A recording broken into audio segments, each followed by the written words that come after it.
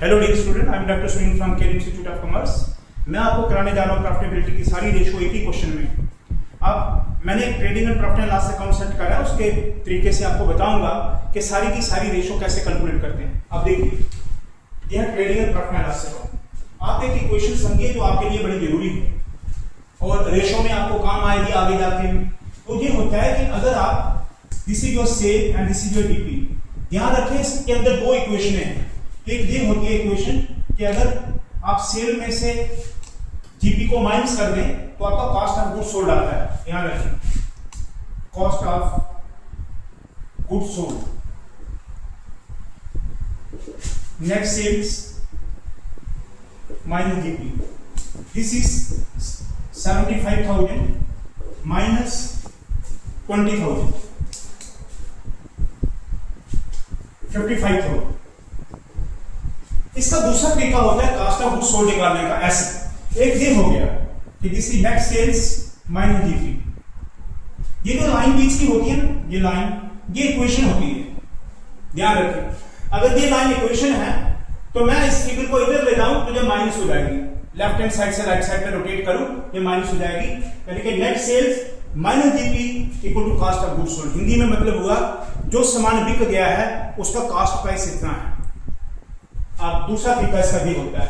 एक और इक्वेशन इसके अंदर है, मुझे opening stock plus net purchases plus ये जो एक्सपेंस होते हैं इनको बोलते हैं direct expense minus closing stock, or cost of goods sold equal to opening stock plus net purchases plus direct expense minus closing stock. This is opening stock आपका 10,000 है plus net purchases 40,000 थी plus direct expense ये वाले 2,000 plus 3,000 plus 5,000, this is 10,000 minus closing stock. अब जब आप ये वाली सारी आइटम आप प्लस कर रहे हैं तो क्लोजिंग स्टॉक को मैं इधर लाऊं तो वो माइनस हो जाएगा, माइनस 5,000। दिस अमाउंट करके देखिए, दिस इज 55,000। सो आपके पास कॉस्ट ऑफ गुड्स सोल्ड निकालने के दो तरीके हैं, दो अल्टरनेटिव हैं। एक ये कि सेल में से जीपी को माइनस कर दो। हिंदी में मतलब हुआ कि आपका इतना सेल हुआ, उसमें से इतना प्रॉफिट हुआ, आपने माइनस कर दिया, बाकी कॉस्ट है। दूसरा तरीका हो गया कि ओपनिंग स्टॉक में परचेजेस को ऐड करा। यानी कि अगर आपके पास 10,000 का स्टॉक है, आपने 20 का और खरीदा, हो गया 30,000 का। आपने माल बनाने के लिए 5,000 खर्च करा, हो गया 35,000 का। उस 35,000 की वैल्यू में से आपके पास मानो 5,000 का क्लोजिंग स्टॉक बच गया, यानी कि आपका कॉस्ट ऑफ गुड्स सोल्ड 30,000 का होगा। तो वही बताया, opening stock plus purchases plus direct expense minus closing stock cost of goods sold. तो निकालने के दो तरीके आपको बता दिए, कॉस्ट ऑफ गुड्स सोल्ड कैसे निकलता है। अब आते हैं क्वेश्चन पे, जीपी रेशियो। अभी इसके पहले वीडियो में मैंने बताया आपको कि प्रॉफिटेबिलिटी की सारी रेशो, ये चारों रेशो वर्कआउट होती है नेट सेल्स की। इसका मतलब आपको निकालना है जीपी रेशियो। ये इसका फार्मूला बन गया, GP upon net sales into 100। Profitability की रेशो को परसेंटेज में निकालते हैं तो परसेंटेज के लिए 100 से मल्टीपल, और जीपी का रेशो निकालना है। यानी कि जैसे आपके मार्क्स हैं 100 में से 80 मार्क्स हैं तो 80 अपॉन 100। ऐसे ही कुल सेल में से जीपी कितना है तो GP upon net sales, GP upon net sales into 100। बताइए कितना जीपी यहां पे दिया होगा। इसके नीचे लिखिए, GP equal to this is 20,000 net sales 75,000। अब सब्स्टिट्यूट करें फार्मूले में तो आपका आंसर निकल जाएगा, जीपी 20,000 अपॉन 75,000 इंटू 100। ये 3 जीरो काटिए, 25 3 जा 25 4 जा, दिस इज 20 इंटू 4 80 अपॉन 3 3 2 जा 6 3 6 जा 26.67%। दिस का जीपी रेशियो, यानी कि जीपी का रिलेशन नेट सेल के साथ, GP upon net sale into 100। कोई आपको याद रखने की जरूरत नहीं। प्रॉफिटेबिलिटी की सारी रेशो किससे निकालते हैं, सेल से। तो जीपी का रेशो निकालना है GP upon net sale into 100। ये रहा अब दूसरी रेशियो आपकी, your second ratio is net profit ratio, this is NP ratio. अब बताओ प्रॉफिट का रिलेशन सेल के साथ, तो this is net profit upon net sales into 100। Net profit आपका है 15,000 और अपन की नेट सेल है 75,000 इंटू 100, 15 दा 520 दा, this is equal to 20%। Number 3, operating ratio. Operating ratio जो लिखा होता है इसका असल में मतलब होता है operating cost ratio. Operating cost ratio, और ऑपरेटिंग कॉस्ट क्या होता है पहले दे समझिए। Number 3, operating ratio. जिस रेशियो को निकालना उसको पहले ऊपर लिखा। सो ऑपरेटिंग रेशियो का मतलब ऑपरेटिंग कॉस्ट, तो इसका एक कंपोनेंट हो गया ऑपरेटिंग कॉस्ट और दूसरा होगा नेट सेल्स। ऑपरेटिंग कॉस्ट होता है, ऑपरेटिंग कॉस्ट इक्वल टू होता है cost of goods sold plus administrative and selling expenses, administrative, selling and distribution expenses, selling and distribution expenses। करिए इसको। कॉस्ट ऑफ गुड्स सोल्ड मैंने अभी आपको पहले निकाल के बताया था, sale minus GP that is 55,000।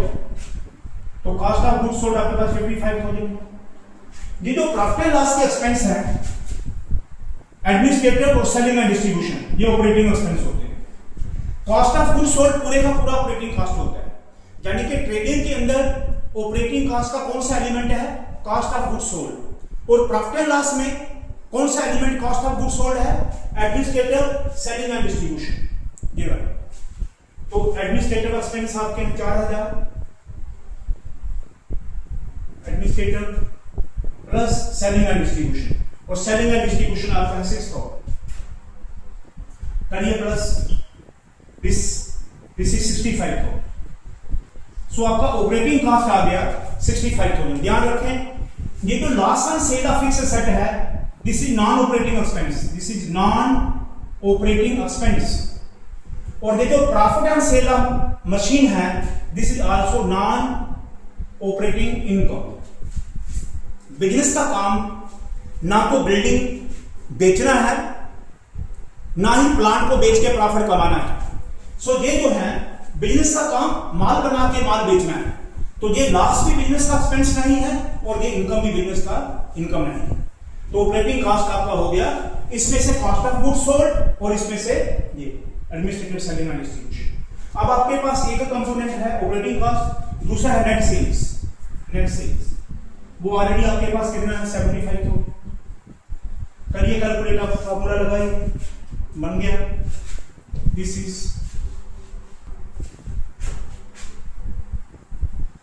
Operating ratio या फिर operating cost ratio equal to operating cost upon net sales into 100। बताइए आपका ऑपरेटिंग कॉस्ट कितना है, 65,000 अपॉन नेट सेल्स 75,000 इंटू 100। ये 3 जीरो से कट के 25 3 जा 25 4 जा, करिए कितना आता है, 260 अपॉन 3, दिस इज 4 5 जा 20, 64 प्लस 2 26 3 3 8 जा 24, 3 6 जा 67%, दिस इज 86.67%।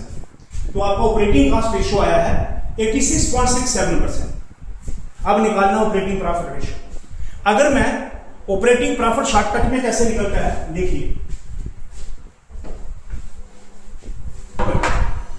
इसी number 3 number 4 operating profit ratio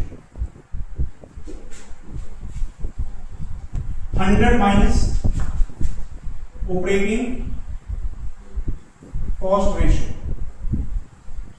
कुल मिला के वैल्यू 100 होती है, किसी चीज का वैल्यू कुल मिला के जब तो 1 होता है परसेंटेज में 100 होता है, उसमें से ऑपरेटिंग कॉस्ट रेशियो माइनस कर दें तो सीधा ऑपरेटिंग प्रॉफिट आ जाएगा 100 minus 86.67%, this is 13.33%, this is the answer.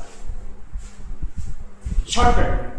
अब इसका मैं अल्टरनेटिव भी बताऊंगा आपको। इसका अल्टरनेटिव अगर आपने एक्चुअल कैलकुलेट करना हो तो कैसे करना है, आप इसको नोट कर लीजिए, ये शॉर्टकट है। अगर आपके पास ऑपरेटिंग प्रॉफिट हो तो 100 में से ऑपरेटिंग प्रॉफिट को माइनस करें तो ऑपरेटिंग कॉस्ट आ जाएगा।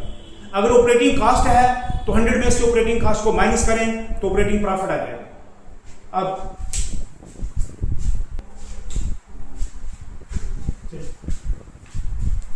अब इसको वेरीफाई करके कैसे, इसको एक्चुअल में कैसे कैलकुलेट करना है operating profit, this is alternative.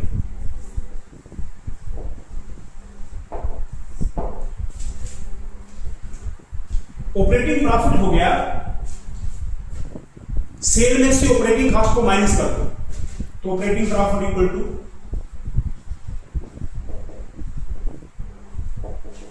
Net sales minus operating cost. आपका नेट सेल है 75,000 माइनस ऑपरेटिंग कॉस्ट है 65,000।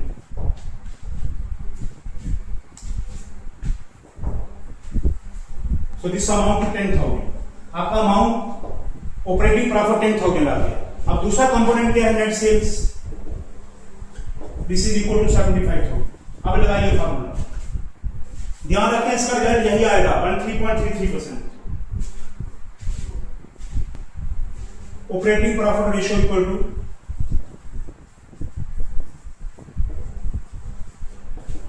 Operating profit upon net sales into 100। Operating profit 10,000 upon net sales 75,000 into 100।